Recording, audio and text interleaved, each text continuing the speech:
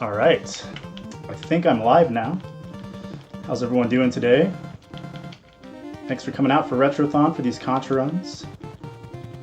GG to Phantasma for that awesome Crash Bandicoot run. I'm going to be kicking this Contra block off with the OG Contra, and I'm going to start off with an any percent run, so let me just go ahead and reset and get this thing kicked off.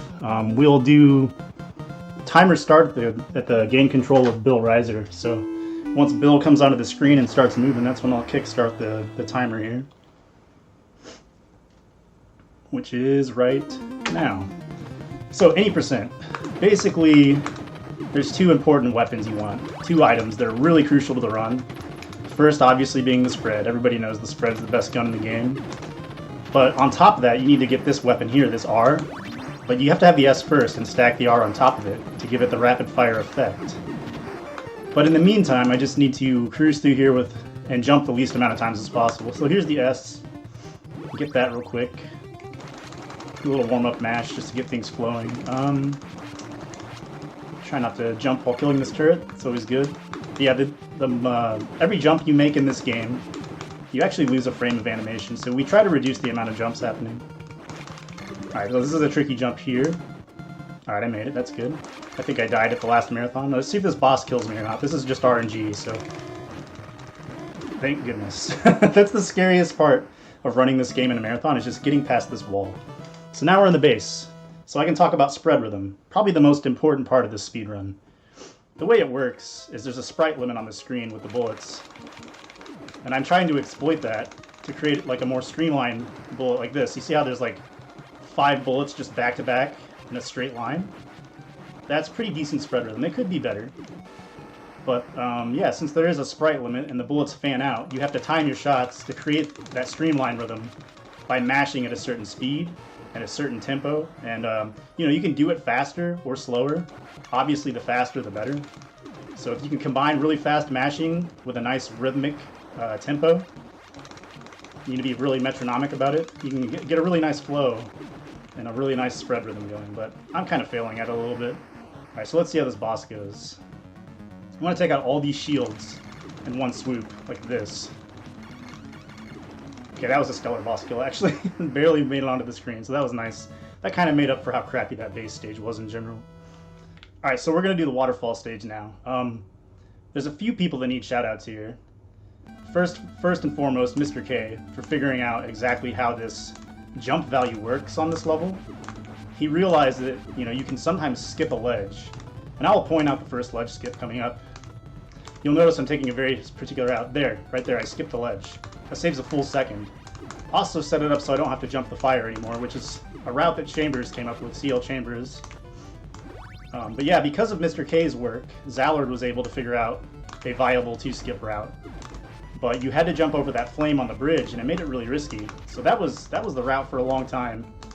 And then Chambers came along and came up with a way to take that out of the run. So thanks to Chambers, big time for that. It's made running this game a lot more enjoyable. Alright, so for the boss kill here, I'm going to take out both the arms. Some people like to just take out one. I like to take out 2 just in case. It gives me this nice little setup where I can do these buffer shots right here. Run in and just take it down like that. It's a 1-cycle kill. That's a TMR setup that I kind of tweaked to my own liking, but he definitely gets the credit for that. Okay, so base 2. Basically same story as base 1. Rhythm is the most important part. I'm going to get this streamline of bullets. It's a much longer level though. It's 3 times the length as base 1. So it's the most important stage in the game, and it also has the most important boss in the game, which I'll go into some detail about that. So the important thing to note about that boss is that it can be killed with a glitch. And the glitch is a frame-perfect trick. And we used to do what was referred to as a 2-cycle glitch kill on this boss. You would start on the right side and try to time your shots so that it would hit on the same frame that the boss was separating. And if you do that, its hitbox stays activated while it's separate. When in general, it's not supposed to. Like the game developers did not intend for its hitbox probably to stay active, I assume. But if you hit it on that frame, then you can actually keep it active and just kill it super quick. But then there's also what we refer to as a 1-cycle kill. It's where you glitch both sides at the same time, so it's a double frame perfect trick. And I'm going to try to showcase that. The chances of me getting it are so slim that it probably, of course, won't happen, but I'll at least go for the setup.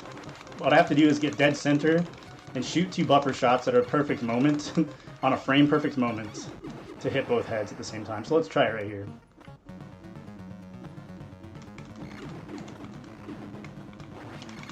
And of course, it did not happen. No surprise. So I'm going to get a standard, like, I call this like a standard kill, because 3 cycles is pretty normal if you don't get a glitch. And what was that, 453? So yeah, this isn't the best pace, but that's okay. So yeah, anyway, I couldn't showcase the kill, unfortunately. It's pretty much impossible to do. Alright, I'm going to do 2 buffer shots up here. That way I can get a nice spread going here and just kill that guy without jumping. Take this gunner out. This is the snow field, aka the troll field. There's a lot of these backpack guys, mochila guys running around. They can really put a damper on your spirits. As you can see, there's a bunch of them. A couple troll trains. Alright, so this part, if you want to survive in this game, especially on this level, you need to be shooting all the time. And you'll notice that I'm just shooting straight ahead mostly, but as I'm jumping down to places, I'm shooting down at an angle. And as you can see, it just saved me there. That guy would have shot me if I wasn't shooting down at an angle before I landed. Alright, you want to get snug with those tanks, and you actually want to run into their hitbox before they even disappear. It's a little scary, but it saves a good chunk of time. So I'll try to do the same thing on the second one. Just get real snug, and then actually start to move before the tank even starts to explode, because its hitbox deactivates like that. See, I was already inside of the tank while it was exploding. Take this guy out. You gotta jump his bullet no matter what. Alright, so there's another set of grenades coming up right here. I'm gonna try to do what's referred to as the Frezzy jumps. Alright, I kinda did it. It was more of a modified version. But it's still faster than ducking the bullet. Alright, so this boss, I'm hoping that it spawns in a good place, which would be on the full right side here. And we didn't get it. So we got the worst spawn pattern. So I lost time. I lost like a full second for that pattern. That's alright though. What do you expect? Alright, so Energy Zone. The important thing to note about this stage is that it has a global timer that starts from the beginning of the power on of this game. So generally I mash start, so I kind of have a general idea based on my pace as to what kind of global timer I'm going to get from the flames. But there's these 3 flames that are really important to get through. Let me take care of this troll real quick, hopefully. Yeah, there we go. So here they come, right here. And we'll see what kind of pattern I get based on the global timer. Oh, we got the ideal pattern. So as you can see, I just got to go straight through. Middle flame is the easiest and the fastest pattern to get. And I'm going to do a nice little skip here. Perfect. Alright, so not all that's left is just getting through this little gauntlet. Hopefully there's not too many trolls in the way. And then I have to fight the worst boss aside from base 2 boss in the game, because this guy is like kind of a killer of dreams. Let's say you do get the glitch kill on base 2, well this guy can say no, because he's going to give you a crappy pattern.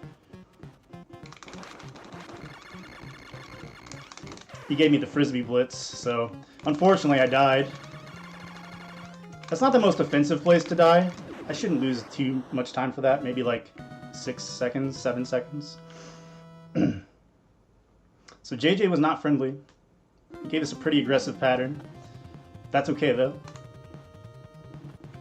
Alright, so I know exactly what kind of claw pattern to get, except now I don't have spread, so it's going to be a little different. So we're on temporary low percent strats here, but that won't last long. I'll get the S back at the end of the stage, so we're going to lose probably a good 4 seconds here just from slower movement because of all this.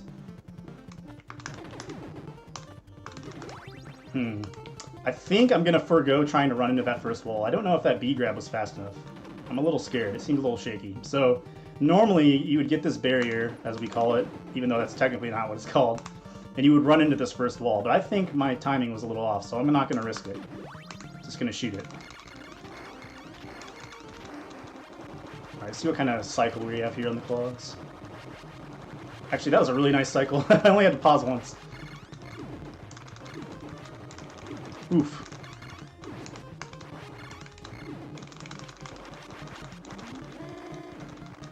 Okay. Alright, so yeah, Alien's Lair, I mean, that boss is nothing. There's actually a really cool quick kill you can do in that boss, but without R, it doesn't work.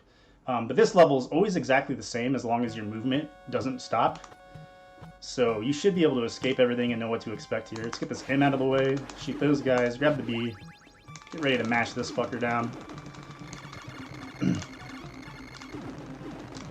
There we go. So yeah, from here on out, I just want to take care of these cotton ball type enemies, these little spores coming out of these weird mouths. They're nothing too terrible to deal with usually.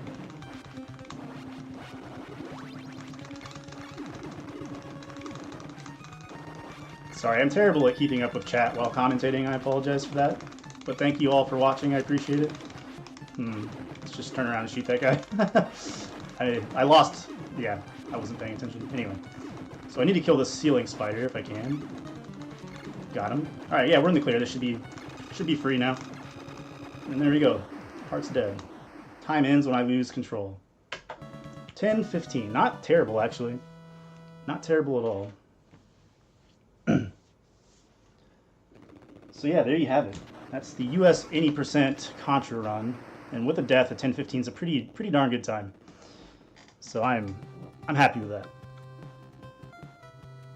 Actually, coming up next, I'm gonna do a low percent run as well. And as you can see on the screen, it says Contra J. It's gonna be on the Japanese version, so you'll get to see the discrepancies that the Japanese version has versus the US version. So no 3 jump. I'm sorry, White Hat.